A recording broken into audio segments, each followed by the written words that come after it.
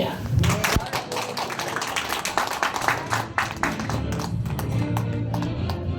Good evening, everyone. Good evening. Okay, so supposed to be every Monday, no, we go here to borrow strength, and of course to experience testimonies, to learn. Mo gina siya. But I did not know that today I will be one of the speakers.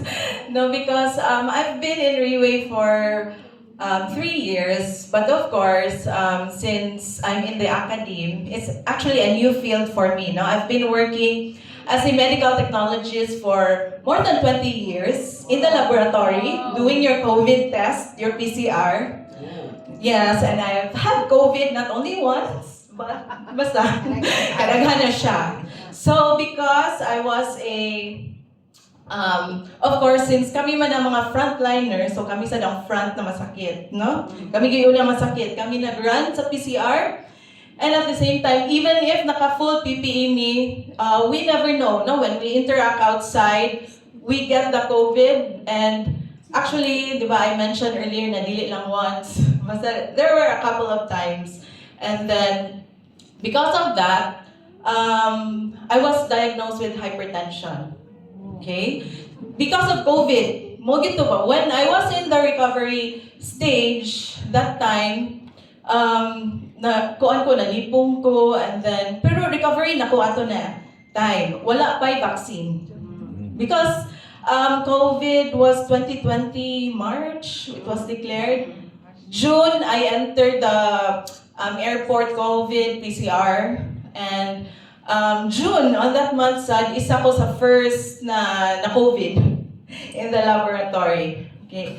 So, since I was diagnosed with hypertension, at first, no, lifestyle change, tagaan pa ka a few weeks, no, to recover, maybe mabalikan na, dili na gyud ma-high blood. But eventually, because of the work that I have, no, we have night shifts, and napay time na I-surge, so wala gitarong sa napahuway. So eventually, I was diagnosed, and I have maintenance. Okay? But since I'm also a mother of 3, now imagine I have a college, na high school, na elementary, so tulo akong mindset, lain-lain na level. And I was also scared, no, because I still have, at that time, I still have one who is not yet in school. So bata pa gid siya, okay? But when you reach, ingon sila, di ba, when you reach 40, diha na maggawas ng mga sakit-sakit. So mo to, eventually, si COVID na magipasanilan, pero nigawas gyud ang hypertension. And it's hard to accept na as early as 40, feeling na ko at that time, di pa ganing masakit, ato naman itong mga lola or mga tita, ang masakit. But for me, we're too early, no, na I was diagnosed with hypertension and of course maintenance. But I don't want, because I know, no, just like what Sir Ron told us earlier, pag first, tagaan kag isa ka medicine. After another. After a few years, lain na sad. For your kidney na. Kaya dagan na kag-take, ma-affected na yung kidney. Ma-affected na yung liver. And hypertension, di ba, remember the top 10 causes? Hypertension is just a warning pa na. No, there's something wrong. There's an inflammation inside of your body. It will tell you na later on, if you do not improve, mahimo na kang, unsa to, ang top, cardiovascular, stroke, mo gina siya ang ending. No? We are sentenced without even committing a crime. Siguro ang crime na nako kay foodie man ta, no? Daghili kay mo kaon. And eventually, no, that kana nga sakit wala na siya ni take over time or overnight. No? From 1 year old up till 40 na ako unsa akong gipangkaon. No, in our age karon, even the rice or unsa na atong gikaon dili na siya original. It's already genetically modified. Those types of foods, the pollution that we have.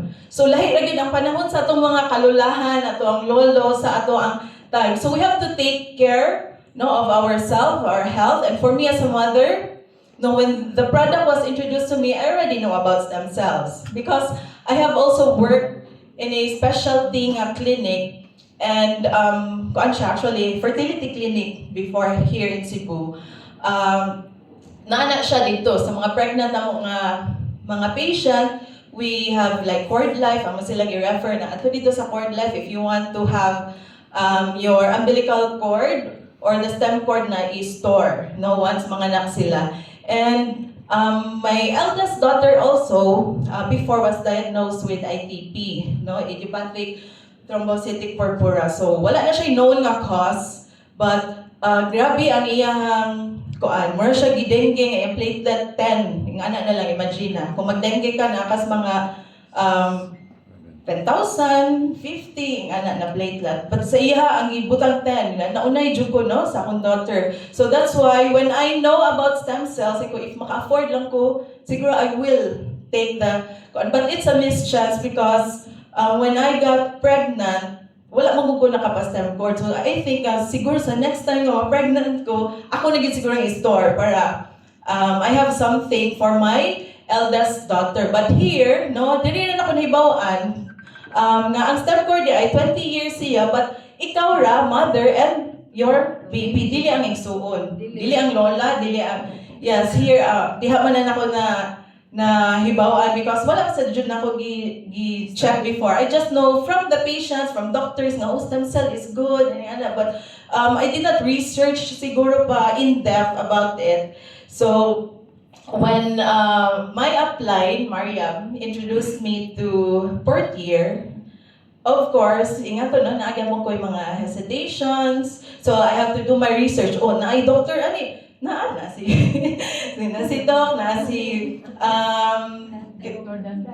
Doc Dante, and then her father also sa akong apply is also a medtech, although what na practice, and then her mother is a dentist, no, so of course I have to research isa po may lain ng mga professional kung doctor dapat na sa stem cell unya naman si Doc Doc Leo Olarte, no, which in one of the gala, no, ni kuyog ko sa first gala na I attended, so I can meet Doc Olarte in Manila. So mato na-meet sa ako si Doc Olarte. And it's not na ordinary siya nga doctor, no? He has been one of the, sa association, president siya sa mga medical doctors, no? Na certain year na he was the president of the Medical Association in the Philippines. He's also into stem cell. Mo na isa ka criteria na ko, if stem cell, di dapat na doctor for stem cell. Because, di pa scientist ba yata, so medyo mo, ano kita, no? And even if,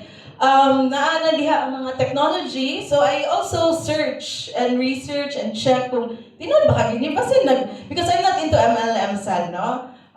Muna, hesitant side ko because even if naidaghan na diha, I did not join them, although naka-try siguro ko silang product, but wala siguro nag-MLM.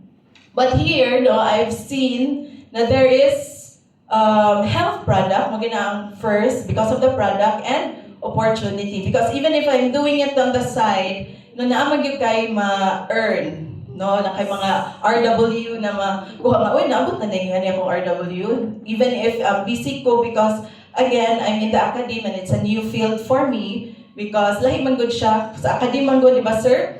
Imong work, maabot sa balay. Unlike sa laboratory siguro, I'll just process and then go out. Wala na ko yung hunahon unless nasiguro yung mga questions sa akong giran. But in academe, even if nalakasbalay, nabunan ka, hala, akong question, hala, magparaiso pa ko, hala, magtuon pa ko sa akong subject, mag-prepare pa ko sa akong PowerPoint or something like that, no? But again, going back to the product, stem cell, so I decided na I have to give it a try because eventually, no, the maintenance that the doctor will give me is just an aid solution. So, diligid siya, maintenance. That's why it's called maintenance, to maintain lang sa kanang status nimo, but it will not cure you. Diba? But if you do the therapy 6 months for year na stem cell, you will see improvement. Maybe some from other testimonies na iban nga wala na gid sila tagaan og maintenance or gi-lower na lang. So from me, from 100 mg losartan, gihimong 50 mg nito, and may gani wala na ko tagay og mga statin or other additional because na naman siya improvement na nakita sa ako no, when when I met Mariam from nag-dinner magod mi ato, and then I told her nga I'm not feeling well karon na time because na-fatigue ko, kaya I'm in a new, in a new field, that na-stress, mga anak.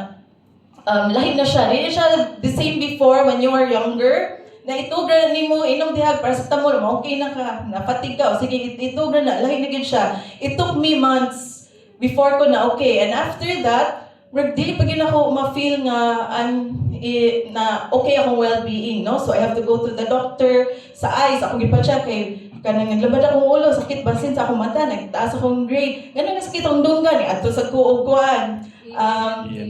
ENT. And then I went to the cardio because, di ba, high blood, stroke, heart also. Naman ko yung friend nga cardiologist, so I went to him and itagaan ko niya yung mga tests. And siya sa nangingon nga, sige, mag 100 mg na sartan ka, but do not, ayaw siya ikuha na after a few days, muna din yung blood pressure, it will take weeks. But when I took 4 year, 3 days, nahimo siyang 120/80. So mo to na, nag-update lang yung po sa ako ang upline ko, yan sa 3 day, kaya na 120/80. And another thing po, because naman kay anxiety, di ka katong hadlo ka, what if ma-stroke ko, di ba kay, if na kay, i-diagnose sa imo, makuyawan naman ka, what if, inamag ko yung mga times na nakipabasan sa news, na stroke or nakuan. So muna, na anxiety, dili ko katulog dayon, na insomnia. So one of the good thing that Portier did to me is karon wala na gid nang insomnia sa ako. So even if dili pa kakatug dayon, so ako na rin siya i-try nga mupin ko, and then I have a really good deep sleep. So isa na sa giasa ako ang apply. So kumusta imong tulog? Iko, okay ra. Okay na gid kaayo ang ako ang tulog. So along the way, no, na ay mga uban mingon nga, "Hoy, nag-insomnia ko. Palit ito sa healthy option na ay ako dili ko kay ako ang Portier na okay na gyud ko for how many years nga ako siyang gitake." So in the end, dinala na to kayo ng ang storya kay kuan na unsa nagtime.